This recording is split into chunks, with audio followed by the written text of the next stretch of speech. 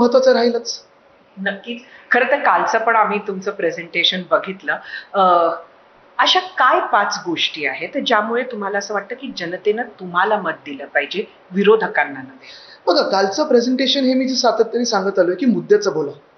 कारण काय होतं, मी साधारणपणे आत्ताची जी भाजप आहे, त्यांची एक शैली पाहिली, त्यांची एक खास स्टाईल आहे, की निवडणुका आल्या, की मग हिंदू-मुस्लिम, जातीचं, समाजाचं, भाषेचं हे सगळं राजकारण करून सगळं काही गढूळ करून टाकतात.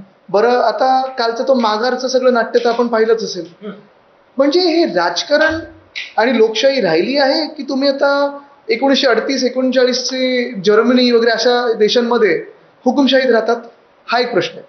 पण जरी हे असलं, तरी मला वाटतं आत्ता आपण पाहत असाल, कदाचित संयुक्त महाराष्ट्र नंतरचा सर्वात मोठा लढा मुंबईसाठी ही निवडणूक राहणार.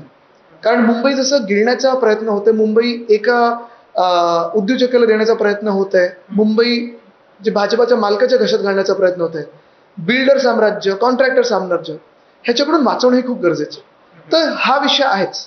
आणि म्हणून मला वाटतं सगळेच मराठी प्रेमी असतील, मुंबई प्रेमी असतील, महाराष्ट्र प्रेमी असतील, त्याच्यात अनेक लोक जे अमराठी पण आहेत, हे देखील सोबत आहेत आमच्या.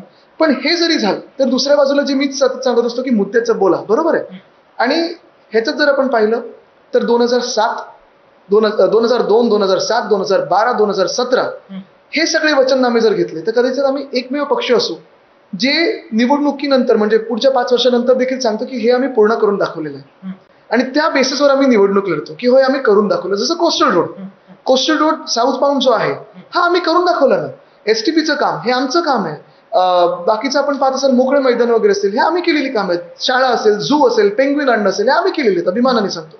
पण आता पुढे काय करायचं आम्हाला?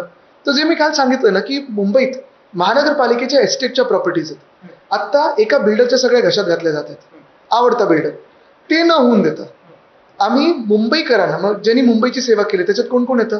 तर अर्थात गिरणी कामगार तर आहेतच, पण शासकीय कर्मचारी आहेत, पोलीस कर्मचारी आहेत, महानगरपालिकेचे कर्मचारी आहेत, बीएसटीचे कर्मचारी आहेत. ह्यांना त्यांची हक्काची घरं ही तिथे मुंबईतच आम्ही करून देऊ शकतो. तसंच दुसरं भाग म्हणजे मुंबईची बीएसटी. मुंबई पण कुठे मारलं जाते आता पहा. एकतर बीएसटी लाल बस जी आपली ओळख होती, तिथे एवढ्या सगळ्या ऍडव्हर्टाईज, मग आमचे राजकीय चेहरे सगळ्यांचे दिसायला लागतात वगैरे, असं नाही झालं पाहिजे. मुंबईची ओळख ही बीएसटी आहे. पण बीएसटीला आम्हाला कमीत कमी 10,000 इलेक्ट्रिक बसेस या मुंबईत आणायच्या आहेत, कारण ती मुंबईची गरज आहे. आम्ही जेव्हा एक शोध घेतला, अभ्यास केला, आपल्याला तेवढी संख्या गरजेची आहे. भाडी जी तिप्पट झाले, तर आपण पाहताय रांगा केवढ्या लागतात. जर बस स्टॉप्स पाहिले तर भयानक रांग असतात. ते आम्हाला कमी करून 5, 10, 15 आणि 20 हे फ्लॅट फेअर्स पुन्हा आणायचे. जुने मार्ग पुन्हा सुरू करायचे. ह्या काही गोष्टी आहेत. शाळांमध्ये आपल्याला ज्युनियर कॉलेज सुरू करायचं आहे, कारण 3.25 लाख विद्यार्थी ज्या शाळेमध्ये शिकतात, 8 माध्यमांमध्ये शिकतात, डिजिटाईज झाल्यात त्या शाळा. CBSE, IB, IGCSE, ICSE boards SSC सोबत आल्यात. आपण मराठी अनिवार्य केलं. पण आता पुढचं पाऊल काय, तर तिथे ज्युनियर कॉलेज आलं पाहिजे. कदाचित मुंबई महानगरपालिका एकमेव असेल जगातली ज्याचे 4 स्वतःचे मेडिकल कॉलेजेस आहेत, पण 5 अजून ऍड करू शकतो आपण.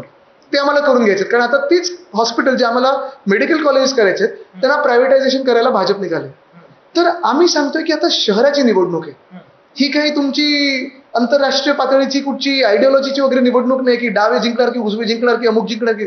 तुम्ही शहरात काय केलंय हे दाखवा.